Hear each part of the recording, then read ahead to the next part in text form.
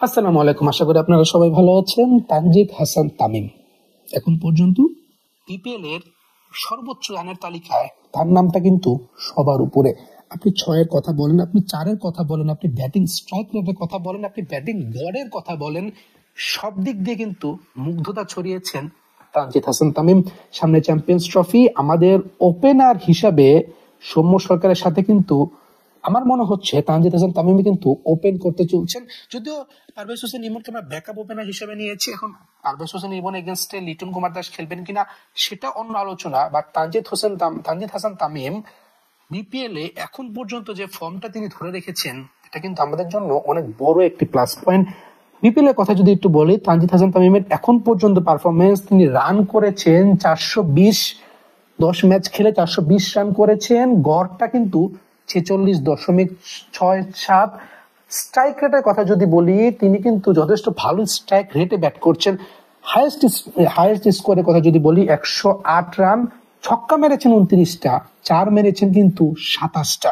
এখন আপনি যে জিনিসটা আপনি শুরুতে একটু লক্ষ্য করবেন, তিনি কিন্তু প্রতিটা ম্যাচে শুরু পাচ্ছেন এবং সেই শুরুটাকে তিনি কন্টিনিউ করে যাচ্ছেন।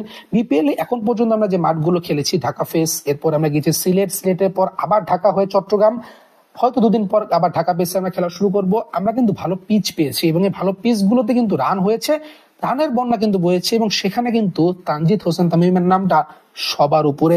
চ্যাম্পিয়ন্স ট্রফির আগে এরকম একটা ফর্ম ব্যাটসম্যানকে যদি আমরা নিয়ে যাই, আমার মনে হয় এটা কিন্তু বাংলাদেশের জন্য অনেক ভালো একটা পজিটিভ দিক হতে পারে। এই কথাটা বলার পূর্বে আমি একটা কথা বলতে চাই। দেখেন, আমি একটা রেফারেন্স দিয়ে আপনাদেরকে বলি। আপনি যদি 2023 বিশ্বকাপ, যেটা ভারতে হয়েছিল, 23 বিশ্বকাপের দিকে যদি একটু লক্ষ্য করুন, রোহিত শর্মা একজন এক্সপিরিয়েন্স ব্যাটার ডেফিনেটলি, তিনি কিন্তু প্রত্যেকটা ম্যাচে, যদিও ফরম্যাটটা কিন্তু ওয়ানডেতে ছিল, বাট প্রত্যেকটা ম্যাচে সে কিন্তু শুরু থেকেই বোলারদের উপর আগ্রাসী মনোভাব নিয়ে খেলেছে। এবং এই যে আগ্রাসী মনোভাবটা, এটা কিন্তু ইন্ডিয়াকে রান চেস করার জন্য হোক বা রান সেট করার জন্য হোক একটা ভালো বুস্ট দিয়েছে। এখন আপনি সচরাচর যদি চিন্তা করেন, ওয়ান ডেতে পাওয়ার প্লে থাকে প্রথম 10 ওভার, এখানে যদি আপনার কোনো ব্যাটসম্যান একটু আগ্রাসী মনোভাব নিয়ে খেলেন, আপনি কিন্তু একটা ভালো টোটাল দাঁড় করাতে পারবেন। এবং এই কথাটা বলার পিছনে আমি কেন বললাম, আপনি সৌম্য সরকারের কথা বলেন, আপনি তানজিদ হাসান তামিমের কথা বলেন, আমাদের ওপেনার গুলো কিন্তু একটা আগ্রাসী মনোভাব নিয়ে খেলাটা স্বাচ্ছন্দ্য বোধ করেন। আমি জানি না টিম ম্যানেজমেন্ট হয়তো এই জিনিসটা কিভাবে নেবে বা তাদের গেম প্ল্যানটা হয়তো কিভাবে তারা সাজাবে, বাট আমি ব্যক্তিগতভাবে মনে করি তানজিদ হোসেন তামিমকে ফ্রি উইলে খেলতে দেওয়া উচিত। হয়তো সৌম্য সরকারকে একটু ডিফেন্সিভ হতে হবে, অথবা যে কোনো একজন, হয়তো তানজিদ হাসান তামিম যদি এখন ছন্দে আছেন, সৌম্য সরকারের কথাটা বললাম না, কারণ উনি এখন পর্যন্ত কিন্তু বিপিএল কোনো ম্যাচ খেলতে পারেননি, ইনজুরি থেকে আসবেন, হয়তো একটু ডিফেন্সিভ মোডে উনি খেলবেন। অ্যাটাকিং মোডটাতে আমি তানজিদ হাসান তামিমকে চাই, কারণ আপনি শুরুতে পাওয়ার প্লেটাকে যদি কাজে লাগান, এটা কিন্তু একটা হিউজ বুস্ট আপনাকে দিয়ে দিবে। আমি ধরেই নিলাম যে আপনি 150 বা 200 স্ট্রাইক রেটে ব্যাট করার চেষ্টা করছেন, তাতে হয়তো আপনার উইকেটটা চলে যেতে পারে, কারণ আপনি 400 মারতে গেলে ডেফিনেটলি একটু রিস্ক থাকবে। বাট আপনি যদি একটু ধরে খেলতে পারেন, আমরা যদি ক্যালকুলেশন করি, প্রথম 10 ওভারে যদি আপনি 70, 80 কিংবা 100 রান যদি আপনার বোর্ডে থাকে, তখন কিন্তু আপনি প্রতিপক্ষকে একটা চ্যালেঞ্জ ছড়ে দিতে পারেন। কারণ পাওয়ার প্লেটাতে আপনার 30 ইয়ার্ডের বাইরে কিন্তু মাত্র 2জন ফিল্ডার থাকে। এখন আপনি পুল করেন, হুক করেন, কাট করেন, স্কোয়ার ড্রাইভ, আপনি যে কোনো শর্টস কিন্তু এক্সিকিউট করাটা আপনার জন্য তুলনাভাবে একটু সহজ।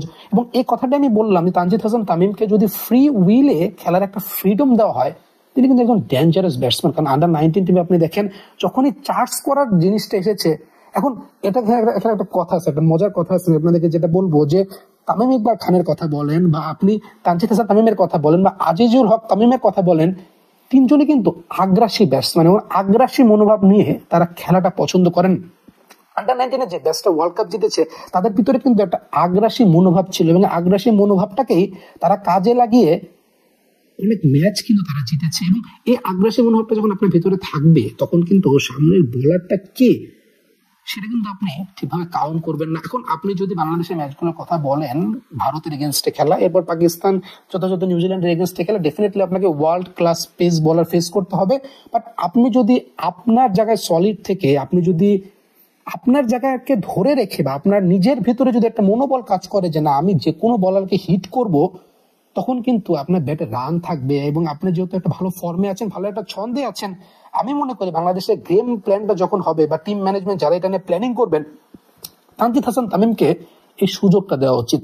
তানজিদ হাসান তামিম আগ্রাসী মনোভাবে খেলাটাকে উনি স্বাচ্ছন্দ্য বোধ করেন, এবং তাতে তার শটের এক্সিকিউশন গুলো কিন্তু যথেষ্ট ভালো হয়। আপনি 2023 সালে ভারতের এগেনস্টে ম্যাচের কথা বলেন বা শেষে যে ম্যাচটা তারা অস্ট্রেলিয়ার সাথে খেলেছিল, আগ্রাসী মনোভাব নিয়ে খেললে আপনি কিন্তু প্রথম 10 ওভারে পাওয়ার প্লেতে একটা ভালো স্কোর বোর্ড দাঁড় করাতে পারবেন।